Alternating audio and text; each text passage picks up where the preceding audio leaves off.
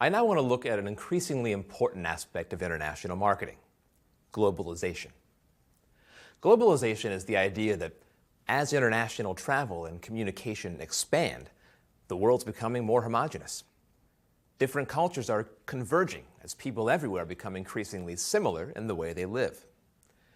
There are the fads and fashions people follow, the products they buy, how they relax, the heroes they look up to, and so on. So as we travel around the world, we've become accustomed to seeing the familiar: cyber cafes, CDs of bands we love, Starbucks coffee houses, advertisements for well-known brands. In fact, I bet you can think of plenty of other examples. Think Google, cell phones, MTV, the familiar faces of top fashion models and sporting icons, right? Let's consider then first some of the causes of globalization. Then let's think about its implications for businesses looking to market their products globally. First then, the causes of globalization. Clearly, flight has been a key factor here, perhaps the key factor. And as its popularity has increased, so has its affordability. Today, most people travel by air. For those traveling to holiday destinations, it's the preferred way to go. It allows us to go further, quicker.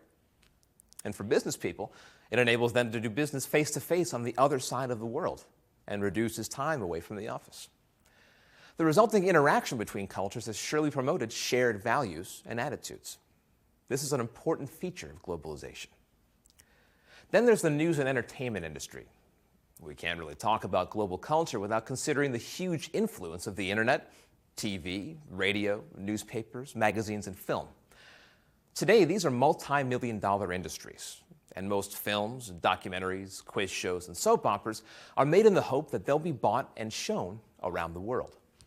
Many eventually become powerful and lucrative international brands. Popular TV series are watched on every continent and have near universal appeal. Why? Well, because they're based on common human experiences. They evoke feelings and emotions we all share. And this brings me to a key element of the news and entertainment industry and its role in helping create a global society: advertising. Ads are a common feature of television, magazines, and, of course, internet sites. Don't you just hate those pop-up windows? Advertising works through the media, driving fads and fashions. So this makes the media a potent marketing tool, see? Because it spreads ideas incredibly widely, quickly, and effectively. The third and final cause of globalization I want to highlight is politics. I want you to think specifically about the dissolution of social and economic barriers through political activity and international agreements. Take the European Union, for example. Here, a group of countries with quite different and distinctive cultures and traditions have come together in the spirit of cooperation. Many Europeans now have begun to feel that they're members of a larger pan-European culture. Increasingly, heads of government, and not just in the EU, appear to be consulting and acting in unison on issues affecting the entire world.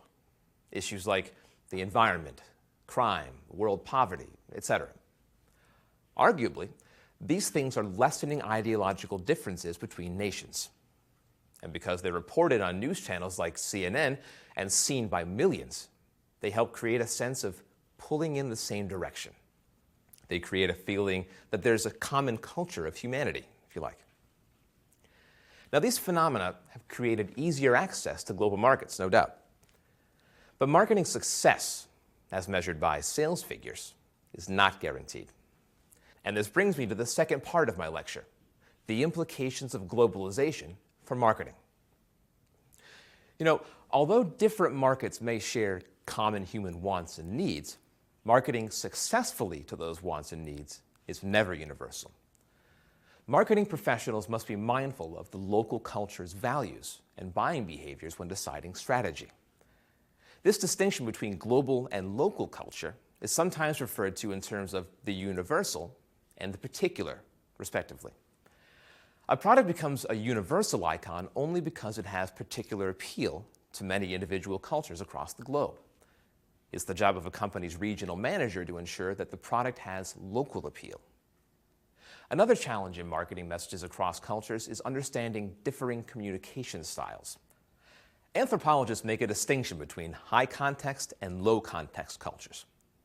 In high context cultures, Asian and Hispanic cultures for instance, communication depends heavily on context. This means the nonverbal aspects of communication. In low context cultures, like the US for example, communication is more explicit and verbal. So, an example. In Japan, an ad promoting a luxury car might contain very little dialogue, but a lot of impressive scenery, sophisticated gadgetry, and stirring music. These elements rely on the power of association. In contrast, in America, the ad's emphasis might be on a spoken message explaining the technology behind the car, something more explicit. Now, as a lesson in what not to do, let's take a look at two examples of companies goofing up in their efforts to market their products internationally. A company tried introducing its instant coffee to France, a country where the casual image of the product didn't fit into the French practice of preparing real coffee, which is a fixed part of the French morning routine. Then there's Campbell's Soups, which lost $30,000 in advertising in Europe before realizing that British consumers weren't familiar with the concept of condensed soup. This particular case highlights how easily marketing departments can fall into the trap of assuming that just because two countries share a language and cultural heritage, they'll be enticed by the same message. This can be a costly miscalculation.